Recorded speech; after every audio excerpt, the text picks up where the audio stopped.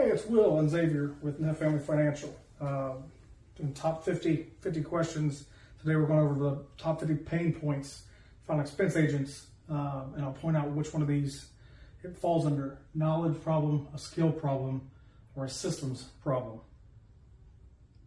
Low conversion on final expense leads. You know, I made a whole video post about this. Your 5 to 30%, depending on the type of lead, how quick you get to them. These are top agents. You know, it's if you're relying on the same exact lead piece over and over and over again in the same territory over and over and over again, you're going to have a lower conversion on that as well. Can't get quality age leads. Quality age leads. I mean, they're age leads. Again, that's you're buying them. You're taking a shot. Okay, you figure if you can convert about 0.5%, you're good. Difficulty recruiting producing agents. Are you just hiring people because they're warm bodies, or are you vetting to make sure that you're getting somebody that has the skill set, qualifications that you're actually looking for? And it's a high turnover industry. Agent retention is terrible. Same thing. It is. It's high turnover. Some of that can be fixed with a few of these things, but not all of it. There's people that just aren't going to make it. Chargebacks eating into commissions. Yeah, it's going to happen. Hate to say it. It's part of the business. You lose some of the business. You know, Walmart takes returns. You got a restaurant selling chicken wings. You send out a bad batch, you got to dump it. You're going to lose some stuff just naturally, but there's a big chunk of it. If you're trained, or if you're training your people right, and they're talking to their clients, in the right manner, asking the right questions, it should eliminate a lot of it. If you've got 1 or 2 bad eggs, that's not necessarily training or skills. That's a bad egg situation. Burnout from constant door knocking. Yeah, I mean, I'd be burnt out too if the stuff that I was running was dead wood. Competing with funeral homes. You're not competing with funeral homes. You're not competing with funeral homes. Funeral homes, if you're competing with pre-need, it's a super expensive setup. Learn your industry. This will never be a problem for you again. Clients don't see the urgency. It's all in the setup, from start to finish. How you have the conversation, how you prep it. If you're on the phone, don't be monotone. Be excited. There's a part of matching their tone, but you still gotta, the probing questions, knowing what these people are looking for, is part of it. If you don't find out why they're looking for life insurance, why they reached out, why they sent this lead piece in, why they got a line up for this information out, you haven't made it to the baseline. You're not even ready to ask your first qualifying question. If you can't get that answer out of them, I don't move forward. If they can't give me a reason for what has them looking, I will sit there. No shows on appointments. Learn a system. No, as far as you shouldn't be sitting them out longer than today or tomorrow. They can eliminate a lot of it. If on the phones or door knocking, if you can't schedule them to see you today or tomorrow, very, very minimal exceptions to that rule. You don't have a rule appointment anyway. Can't scale past personal production. Yeah, that's a system. That's you'll survive on a 10% override situation. Don't know which carriers pay best. We do. I mean, depends on where you're at with a lot of companies. If you get brought in too far down the downline, doesn't matter if you know what they will pay. If that's what you're talking about, Prospects already have coverage. Yeah, half the people that send these in have coverage. It's all the setup. Did you send this in? Are you looking for a little extra because you've had yours for a while? You want to make sure you got some cushion, or did you want something specific for the funeral? Family members interfere with sale. Because you're not getting them involved. You're not explaining to them why you're here for them. Like, hey, Mr. Client, the son's there, the daughter's there.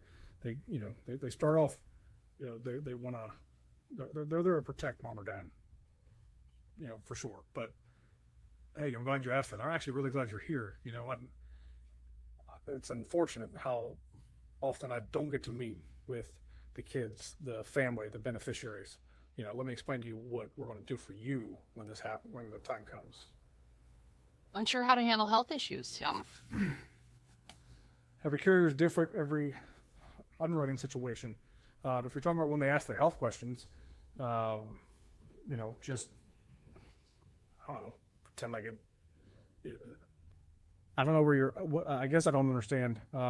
Unsure how to handle the health issues. These people are at the final expense, they're going to have health issues. If you don't know where to place them, you don't know your carriers.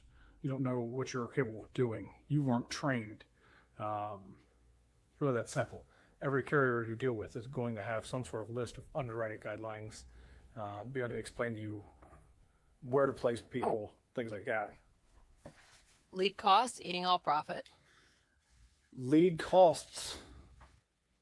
If you pay $500 for a pack of leads or $1,000 for a pack of leads, how many leads did you go through to get that first sale?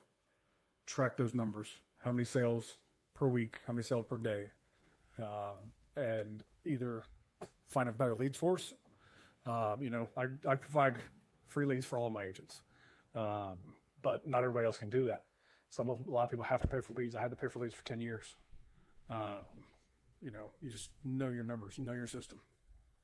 Can't get approved for good contracts, but there's no not getting approved for good contracts.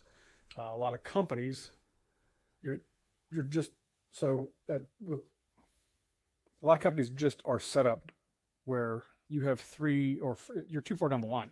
You're in upline purgatory.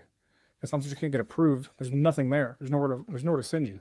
They'd rather you leave and then hopefully you haven't been vested.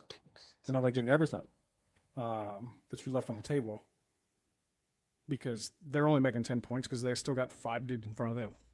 Welcome to Lincoln Heritage. Well, struggling with phone sales techniques. that's kind of learning. Part of you just got to go through it. The other part of that is, are they bad? Are you changing them? If you're making a call with a script and you're 5-6 calls, or you did all your calls a day, I don't care if it's 100, and then just because you didn't have success today, you're switching it up today or tomorrow. One of my old mentors used to say, it doesn't matter what it is, whatever you're implementing, what you're trying, do it for 60 days minimum. Track your numbers. If it works, improve on it. If it doesn't, try something else. No marketing budget to start. Nobody knows, man. I mean, I started with $26 in my account. My wife got paid once a month. I literally traded a car in because I knew I was going to be doing this and driving a ton. I had a Suburban, traded in for a car with better gas mileage. And used cars, they don't generally fill up your tank. And I was going to walk away. I needed gas. I trained on Monday, did a ride along. Did a ride along on Tuesday, was in the field my first day. On Wednesday, wrote my first door I knocked on, wrote the policy, got mailed me a check. I mailed it in before, I knocked a couple of doors, but I mailed it in as quick as I could because we didn't submit online. So, got paid on Friday, had gas money to cover me until she got paid a few days later. Compliance issues and state regulations. State regulations are state regulations. Compliance, that sort of thing, there's nothing you can really do about that. Like, know it, don't break the rules. You went over this when you had your license. Training programs that don't work. Yeah, I've interviewed tons of people. A lot of programs, if your training program is hop on this Zoom once a week, and the guy's like, hey, Natalie gave her, she did $35,000 her first 6 minutes in the business, and all of your training is just YouTube clips, you're at the wrong shop. Inconsistent monthly income. If you put in inconsistent work inconsistent hours, you'll have inconsistent income. Period. I will do a video on this. But if you're door knocking 10 doors a day and your door approach is good and your presentation is good, you will write apps. 10 doors a day probably won't make you rich. I'm just giving you a baseline. If you're doing 10 doors a day, every day, 6 days a week, 1 week might be a little better than others, 1 week might be a little worse, but you're going to have a constant flow of a streamlined income. With your pay through, that back end commission should start growing that a little bit as well. 20, 30, 40, 100 calls a day, 200 calls a day, whatever that is. If you just start there, you'll have consistent income. If you knock 30 doors on Monday, wrote 3-4 policies, go out on Tuesday, 2 doors are slammed on your face, first one was at 10, you're home by noon because you're soft, then yeah, your income's going to be inconsistent. That's a you problem. That's not a company problem. Don't know how to prospect neighborhoods?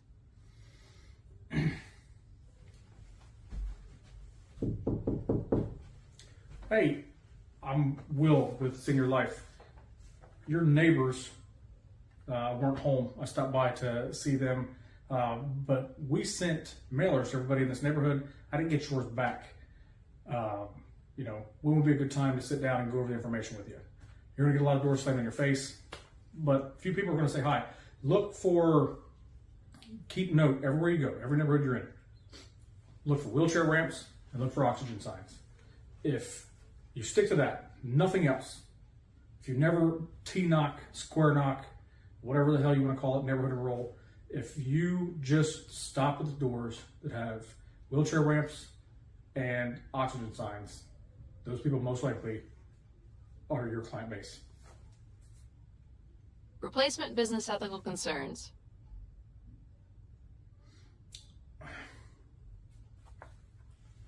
Are the concerns that you're being ethical or that other people out here coming in behind you are being unethical?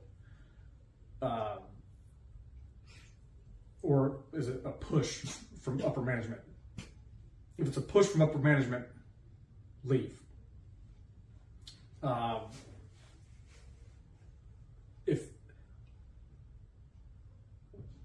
one of the first things the first person that ever trained me told me, and it stuck with me since the very beginning, was leave these people in better shape than I found them.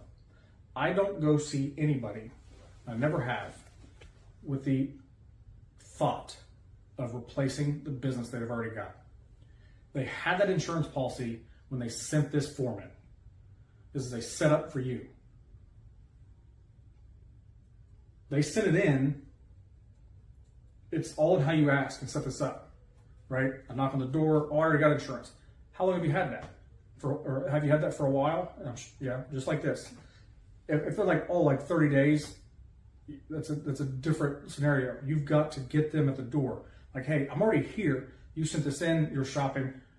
Worst case, I can give you some numbers. If you like my system, if you like what I've got better than what you've got, switch. If not, I'll be out of here in 10 minutes. That's not the normal, right? If they've got coverage, they knew they had coverage when they sent this in. How many times do you walk into Walmart, Home Depot, Lowe's, Kohl's, anywhere you go, and as soon as you walk in the door, somebody asks if they can help you with anything, and you tell them no. You're there looking for something. You don't know everything in every aisle. That person can probably help you out. You just don't want to deal with it. It's the same thing. Their natural response is they already have life insurance. Half of them are lying to you. I can't tell you how many policies I've written where they told me they already bought. And what that meant was they've got another lead from another company on their kitchen counter. They haven't even sent it in. Ask them how long have you had that policy for a while? Yeah, a couple years. Right, so you had that when you sent this in, right? Were you just looking for a little extra coverage, or did you want something specific for the funeral? You're in the house, okay? It's really that simple. CRM systems too complicated. Just do some research. Build your Google Sheets. Can be pretty simple. figure out what works for you. Do some searching. Get ChatGPT, Gemini, Grok, something. Tell them what you like, what you don't like about your CRM, and what you want out of one. And they'll tell you where to go, what to buy, or how to build it. Building credibility with senior prospects. No. You have a senior that sent in a form or went online and specifically sought you out, saw a commercial that said, call this number, or they were doing something on Facebook, YouTube, and an ad popped up that talked about life insurance for seniors. They clicked on that and filled it out. They called and gave the information, or they filled out a form and mailed it in. There should really be no credibility that you're worried about building there. If you are concerned with what you're doing for a living, your attitude, your thought process, what's going on in your head, can do a lot of damage if it's not correct when you walk into this house. If you don't feel good about what you're doing, it's going to come off that way to the client.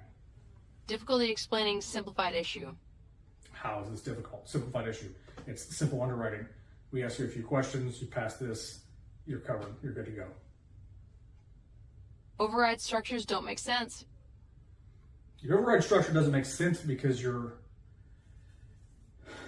agency you're with, again, you're in upline purgatory. It doesn't make sense because you know in the back of your mind you've got this feeling the company pays a much larger commission than what you're actually getting.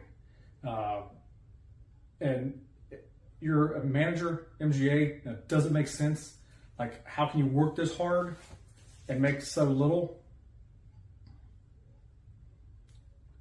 That's the system that you got locked into when you started. Luckily, the contracts that I have, right, if you're at 110%, and the guy that you're working for, the lady that you're working for is at 115 or 120, you're not stuck waiting on them to get a raise so that you get a raise. Period. If you reach the level to get your contract bump, you automatically reach that contract. You make 150%. I don't care how many MGAs you have above you in my agency. It's very simple. You reach this level, you earn that contract. Period. Can't afford to hire support staff. Yeah. Right now, there's too many automations, there's too many systems, there's too many things in place for you to stress over hiring a support staff. It can be beneficial to have a human being putting hands on some of this stuff, but one of two things is happening. Either your back end is ridiculous. The insurance companies, the carriers are covering 99% of your back end at almost every carrier that I can think of. So your support, what do you need support with? You need somebody to set appointments. There's systems. I hate to throw this at you. AI, chat, whatever. Just spend 20 minutes on Grok, N8N, Go High Level, a make scenario. Inside these systems, just you look at their consoles. You can build an agent tied into your phone number. If you're talking about just handling text communication, scheduling your appointments, we have a system in place. You work for Neff Family Financial. Every lead piece you come in is set in an automated trigger and it's nurtured. You can still call them yourself, but I have a system in place that starts contacting these people immediately. Cell phone, text, and email.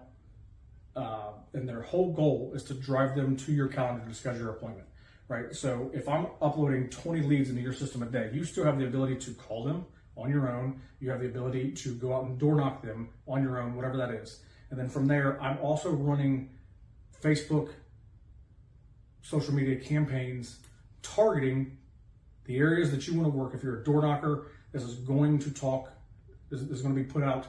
If Cleveland, Ohio, for instance, if you want to stay in that area in Cleveland, we're going to produce a bunch of content in your voice, not a recorded voice, but like your brand, who you are, okay? And it's blasted throughout the week. 8 to 10 pieces of content a day are going to go out within 3-4 months. Everybody in your hometown should know who you are and that you're the person that's selling final expense, and they should be reaching out to you. On top of that, voice agents, chat. I have a whole system set up, and by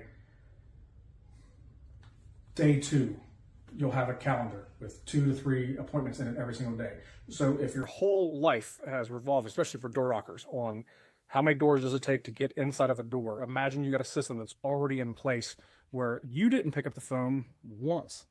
This system has called these people and scheduled it. You know you're going to be in this area on Tuesday. You're going to have 2 or 3 appointments set up. It drives them to your calendar. Yes, some of them are going to text you. Yes, some of them are going to call you. Some of them are going to tell you to stop. The same thing happens. But I can tell you, within the first 218 leads that I had in the system, I generated 16 appointments in 48 hours. Leads in wrong demographic area.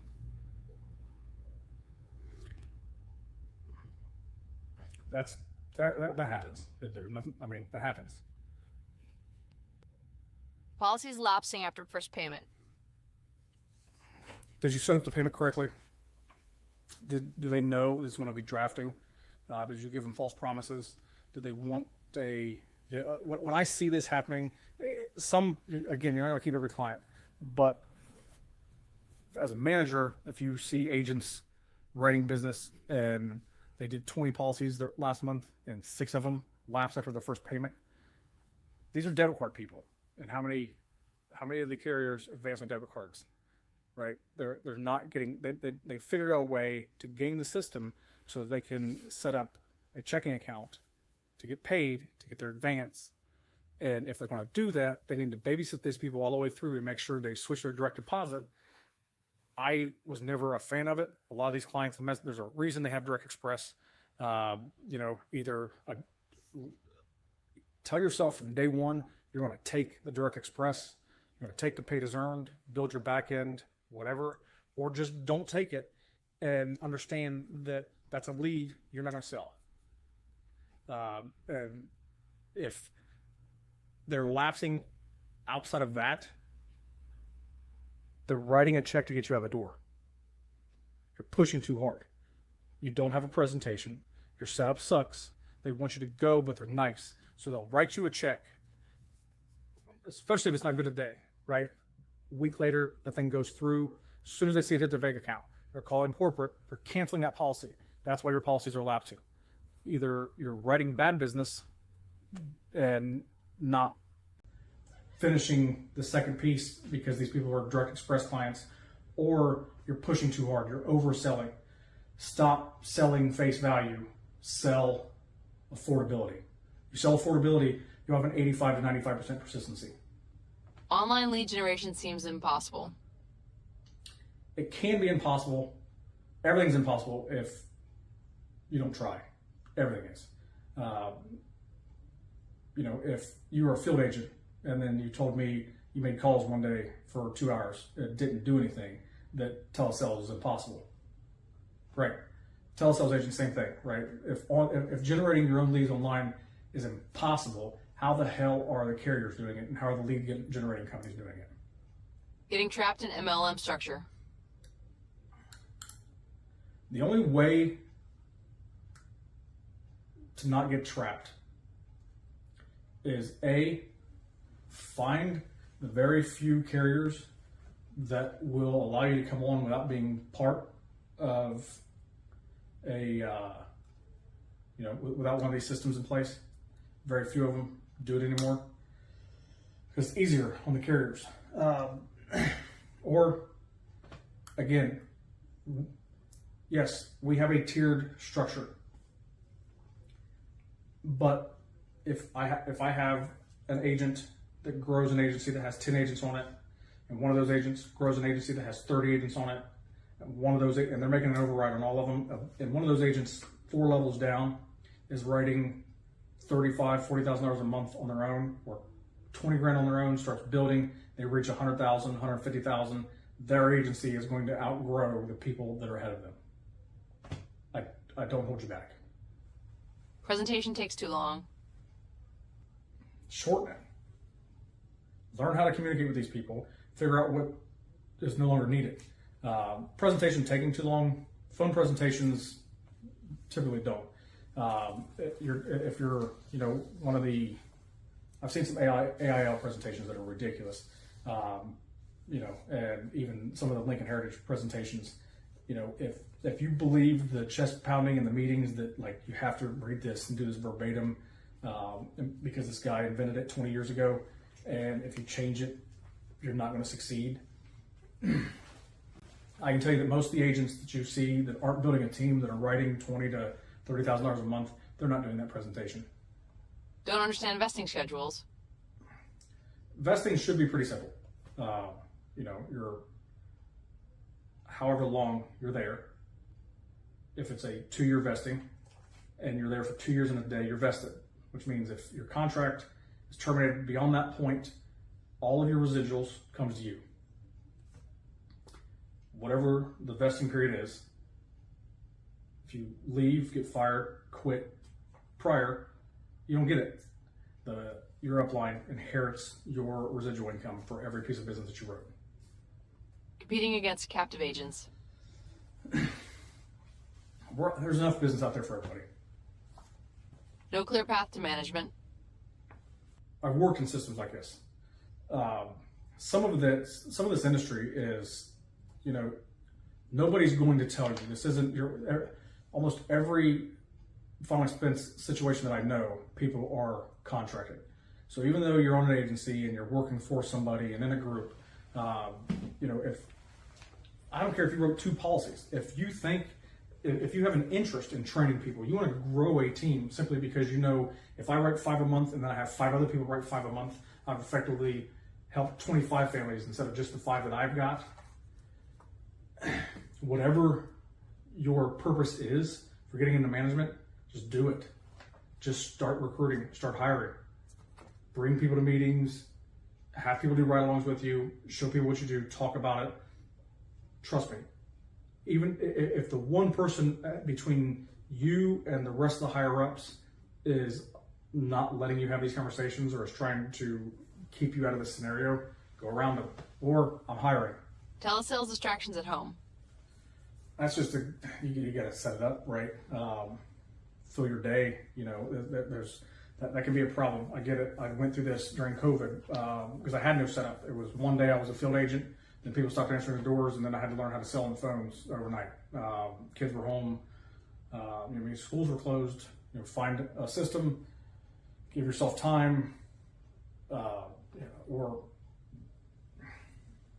small office. Find somebody that's got an office share or something, even if it's not one of those big, fancy corporate places. I mean, you can find a place to work for $100, $150 a month. It's not going to drain you.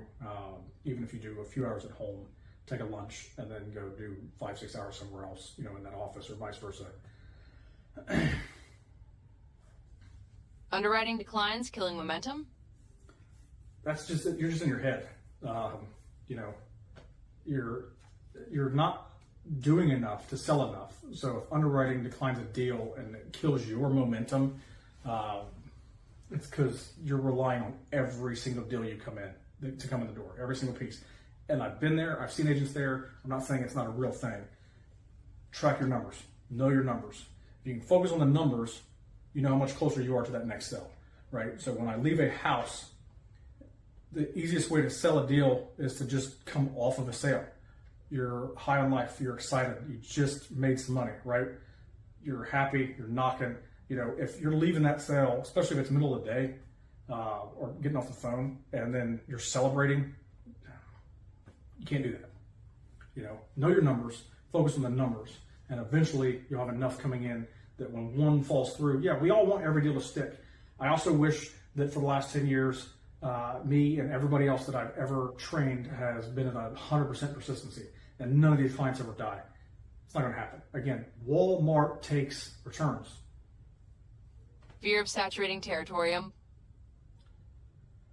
Unless the town you live in has like 1,000 people and there's nobody else around on the outskirts of your town for like 100+ miles, you have zero ability to saturate your market. It's just that, like, get out of your head. Figure out something else to blame why you're not picking up the phones on every day. Building a referral system. The referral system can be simple. You can complicate it, whatever you want to do. The biggest situation there that I've ever seen from agents is mostly they just aren't consistent in asking. They don't do it. They don't do it every day. They don't do it every client. I used to work with a guy. He's crazy, but I liked it. He got most of his referrals from door knocks that didn't close. That wouldn't even let him in. He just his personality, the way he talked to these people at the door, like even if they weren't going to let him in, and they're like, to try to get something out of something, right? Like I'm in this area, it's the heat, this rain, blah, blah, blah, right? Like get them giggling. They may generally not be interested because sometimes that's all it takes to actually get in that house is just to get them talking to you about anything. But he would go like, hey, everything you don't need this, I get that. But somewhere in the back of your mind, that one person, that if they passed away today, the family would be reaching out to as many people as possible to get them put in the ground. There'd be a GoFundMe tomorrow if this person or these two people passed away. How do I get in touch with them? Ask every time. If 2 people a week send you to that person and you write 50% of those, that's an extra 4 deals a month. Balancing multiple carrier appointments. I've been against this my whole career. Especially if your multiple carriers have limits, don't bite off more than you can chew, right? You want this contract with all these carriers, but they all require you to give them first right of refusal or however many submissions or however much production on a monthly or quarterly or annual basis. Figure out a way to sell that much or stop. Like, listen, Lincoln Heritage, I had 2 products. We weren't the cheapest. But I outwrote all of you, especially people like all of you. Trust me. Where it's in your life, I have a portfolio of products to match everything that your brokerage needs you to remember. You don't need that many products, or that many carriers, okay? You just don't. Stop being afraid that you're going to lose that one piece of business because you don't have the one carrier. If you want to deal with that one carrier, specialize and sell that one weird scenario that only that carrier covers and just market the hell out of it. Dealing with buyer's remorse calls. You oversold them. You didn't sell them on comfortability. You didn't set it up to sell them on comfortability. Look, Mrs. Smith, if you're like the rest of my clients, you're probably on a fixed income, correct? So before I show you anything, I need to know that the monthly payment that we set up for you today is comfortable for you, not just today, but every month.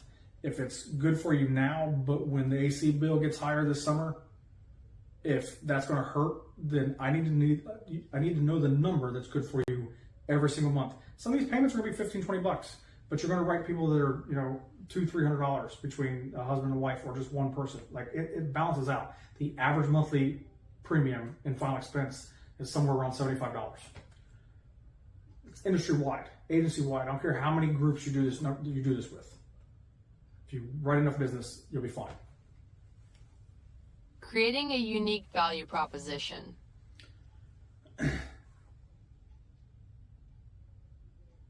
Like if you don't have a system, if you don't have a group, if you don't have somebody training you on a presentation, on a value proposition, on how to make this work, reverse engineer it. What's the value in your product? What's the value in you? What's the value in dealing with you over the phone or dealing with you face to face? Are they going to have access to you? What does your company, your niche provide?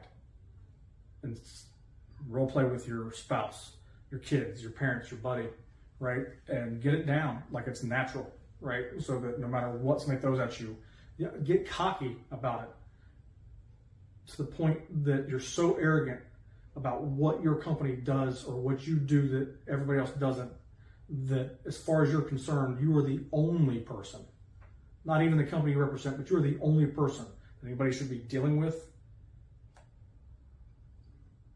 Like Perplexity has or whatever the hell it is, has a system on there. You can, and Claude, you can build a sales scenario where in about 10 minutes, and just go over this back and forth, and it'll help you build your value prop if you literally have no other options. Technology adoption for older agents. Stop being afraid, man. The world's turning. Like, if you don't adopt it, you probably already see your business slowing down because there's so many of us out here creating systems to make life better for our clients and for our agents. If you're not willing to adopt it, like, if the first thing out of your mouth is, oh, my grandkids know how to use this, I'm scared of phones, fucking quit this industry. Scaling lead flow for agency. Turn up the heat, right? Stop being afraid to spend your money to build your business. Look at any other corporation out there, okay?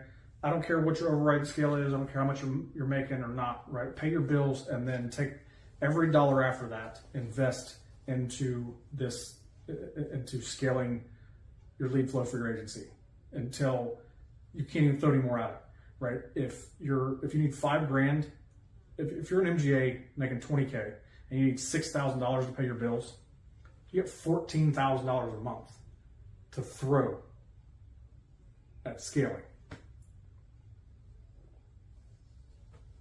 You're not saving it, right? You don't need that new car. Like, you can only wear so many suits. Nobody gives a shit about your glasses or your Armani. Nobody, right? You want to grow your agency, throw money at it. Like, look at the percentage of major corporations, their profit margin, right? Yeah, I mean, you don't have to live on 3%. You're not Coca-Cola, but throw money at it. And if you don't have money to throw at it, go bananas on organic, 15, 20 posts a day across 5 to 10 platforms, whatever you can find. Even if you don't understand the platform, just throw it at it. Make three different TikTok accounts, 3 different Facebook pages. Post the same damn thing. We do this for you, by the way. Protecting book of business legally. Protecting your book of business legally, what you're asking is, do you work for a company where you don't actually own your book of business? If you leave, yeah, you get your residuals, but you're not allowed to do anything with it. The legalities are in your contract. Take it to an attorney, upload it to ChatGPT, read it. The legalities are there. It will tell you what you are and you are not allowed to do, and then you've got the option: break it and risk giving up your residuals, or don't and just start over when you go somewhere else. That's what you're really asking, is how can you circumvent the contract that you signed when you started? You can't. It's legal, it's binding. Figure out a way to I'm gonna buy your book of business from them. That's an option.